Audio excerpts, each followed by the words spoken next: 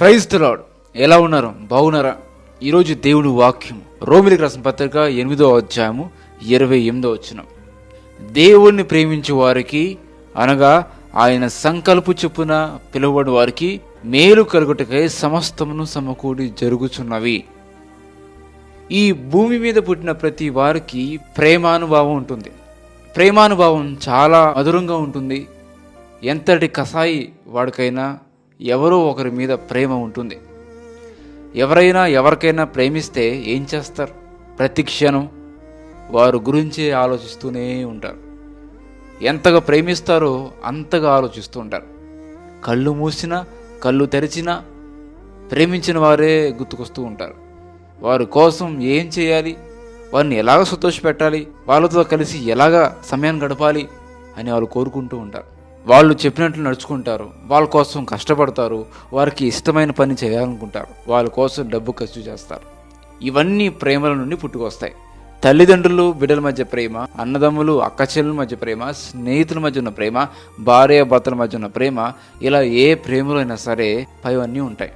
మీరు దేవుని ప్రేమిస్తున్నారా అని మనం ఎవరినైనా అడిగితే ప్రేమిస్తున్నాము అని టక్కని చెప్పేస్తారు.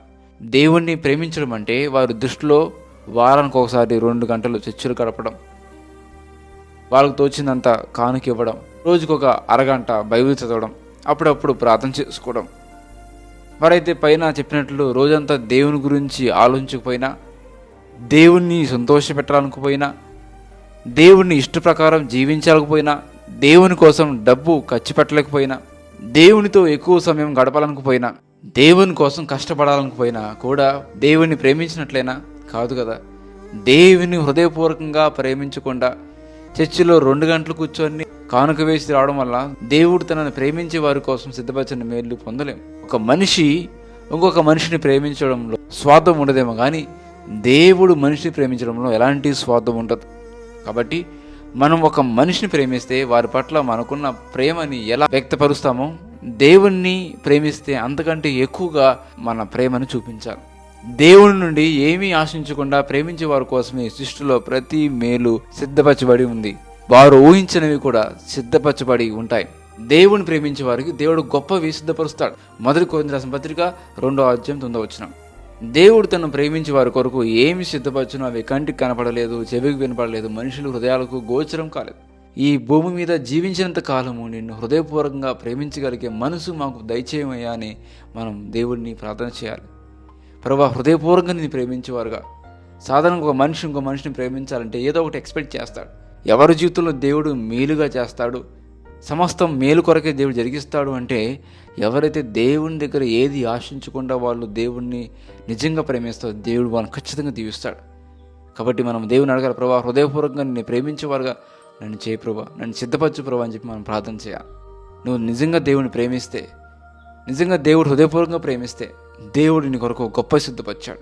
నువ్వు ఆయన ప్రేమిస్తున్నావు కాబట్టి, ఆయన మాట ప్రకారం నువ్వు జీవిస్తున్నావు కాబట్టి, ఆయన అడుగుజాలో నువ్వు నడుస్తున్నావు కాబట్టి దేవుడు ఖచ్చితంగా నువ్వు ఊహించిన దానికంటే దేవుడు గొప్ప మేలు నీ జీవితంలో చేయడానికి ఆయన సిద్ధంగా ఉన్నాడు.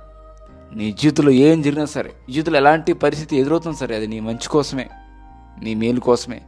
అది దేవుడు నీకు మేలు కొరకే సమస్తం సిద్ధపరిచాడు. కష్టాలు వస్తున్నాయా, ఇబ్బందులు వస్తున్నాయా, చిన్న చిన్న డిస్టర్బెన్స్ వస్తున్నాయా, వాటిని స్వీకరించు. ఎందుకంటే వాటి వెనకాల దేవుడు నీకు మేలు సిద్ధపరిచాడు. శ్రమ అని పక్షి రెక్కల మీద దేవుడు ఆశీర్వాదం పంపించాడంట. కాబట్టి ఆ ఆశీర్వాదం రావాలంటే ముందు ఆ శ్రమ అనే పక్షి రావాలి. కాబట్టి నీ జీవితంలో శ్రమలు వచ్చినాయంటే, కష్టాలు వచ్చినాయంటే పారిపోవద్దు, భయపడొద్దు.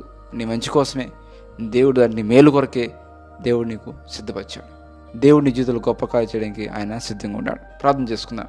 పరిశుద్ధ తండ్రి, ప్రేమగల ప్రభా, దయగల తండ్రి, ఇదిగో ప్రభా, ఎవరైతే దేవుణ్ణి ప్రేమిస్తారో దేవుని ప్రేమించే వారికి సమస్తం సమకూడి అంత మేలు కొరకే జరుగుతున్న వాగ్దానం ఇచ్చిన కదా ప్రభా. నీ బిడ్డలను దీవించండి, ఆశీర్వించండి. వారి జీవితంలో ఎలాంటి కష్టం ఉందో, వారి జీవితంలో ఎలాంటి నష్టం ఉందో, వారి జీవితంలో ఎలాంటి ఇబ్బందులు నాకు తెలియదు కానీ సమస్తం మేలు కొరకే జరిగించి నీ బిడ్డలు మీరు దీవించండి, ఆశీర్వించండి. వాళ్ళ అక్కర్లన్నీ మీరు తీర్చమని, వాళ్ళకి శాంతి సమాధానం తెచ్చమని, నీ బిడ్డలు మీరే ఆశీర్వించమని నిజంగా యేసునామమున అడుగుతున్నాం తండ్రి. ఆమేన్. దేవుడు మిమ్మల్ని కుటుంబం ఒక దీవించి ఆశీర్వదించును గాక. ఆమేన్. God bless you.